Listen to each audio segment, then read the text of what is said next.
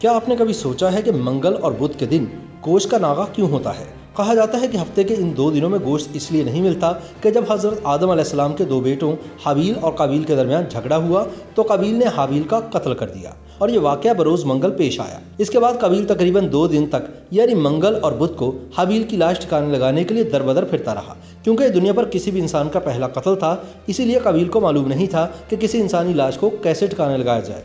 कहते हैं कि इसी वजह से पाकिस्तान में किसी भी जानवर को मंगल और बुध के दिन ज़िबा करने से परहेज़ किया जाता है, जबकि बाज़ लोगों का ये भी ख्याल है कि मंगल एक खूनी दिन है, इसी वजह से इस दिन को मनहूस भी तस्वुर किया जाता है। याद रहे कि हाबील और काबील की दास्तान कुरान मजीद में बयान हुई है। ये किस्सा हज़रत आदम अलैहिस्सलाम के 2 बेटों का है, जिनमें से एक का नाम हाबील और दूसरे का काबील था।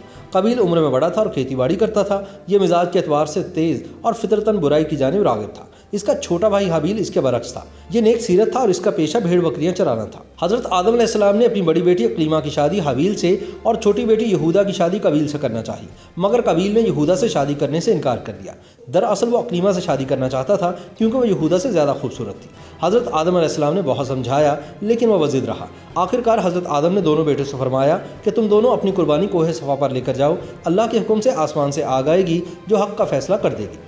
उस दौर में कुर्बानी की कबूलियत की यह अलामत होती थी कि जिसकी कुर्बानी को आसमान से आग आकर जला दे, उसकी कुर्बानी अल्लाह के नज़दीक कबूल तस्वुर की जाती थी। चुनांचे दोनों ने कुर्बानी पेश की। अब दोनों दूर हटकर अल्लाह के फैसले का इंतज़ार करने लगे। फिर अचानक आसमान से आग नाजिल हुई और उसने हाबील की कुर्बान की हुई भेड़ को जला डाला, जबकि काबील का अनाज जूं का त्यों पड़ा रहा।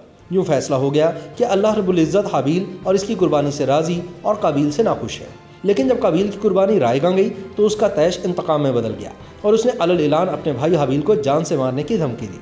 इसका जवाब हाबील ने बड़ी बुर्दबारी से दिया कि अगर तुम्हारी कुर्बानी कबूल नहीं हुई तो उसमें मेरा क्या कसूर है, बल्कि तुम्हें तो ये चाहिए था कि परहेज़गारी की राह इख्तियार करते। इस सूरत में शायद तुम्हारी कुर्बानी कबूल हो जाती, और अगर तुम मुझे मारने पर मुसर हो तो मेरा ऐसा कतन कोई इरादा नहीं।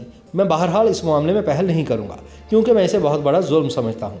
काबील ने अपने भाई की बातें सुनी तो कुछ देर इन पर गौर करता रहा, लेकिन बिलाखिर शैतान इस पर हावी हो गया और इसने मौका पाकर अपने भाई को कत्ल कर दिया। हाबील के कत्ल के बाद काबील ये सोचकर बेहद परेशान हुआ कि अब अपने भाई की लाश का क्या करे, क्योंकि रुए ज़मीन पर यह किसी इंसान का पहला कत्ल था और इससे पहले कोई भी इंसान मरा नहीं था, इसलिए ये मालूम नहीं था कि लाश को कैसे ठिकाने लगाया जाता है। इसी दौरान वहाँ 2 कौवे आपस में लड़ पड़े और एक ने दूसरे को मार डाला। फिर जिंदा कौवे ने अपनी चूंच और पंजों से ज़मीन में गड़ा खोदा और इसमें मरे हुए कौवे को डालकर मिट्टी से दबा दिया।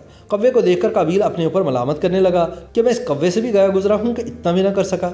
इसी तरह काबील को मालूम हुआ कि हाबील की लाश को ज़मीन में गड़ा खोद कर दफन कर देना चाहिए।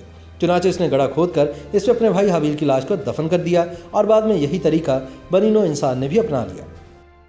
YouTube पर गूगली न्यूज देखने के लिए youtube.com की सर्च बार में गूगली न्यूज टीवी टाइप करें। गूगली न्यूज के पेज पर सुर्ख रंग के सब्सक्रिप्शन वाले बटन पर क्लिक करना ना भूलिए। YouTube पेज पर अपलोड होने वाली वीडियोस से बाखबर रहने के लिए बेल आइकन पर क्लिक कीजिए। आपको हर नई वीडियो के बारे में नोटिफिकेशन मौसूल हो जाएगा।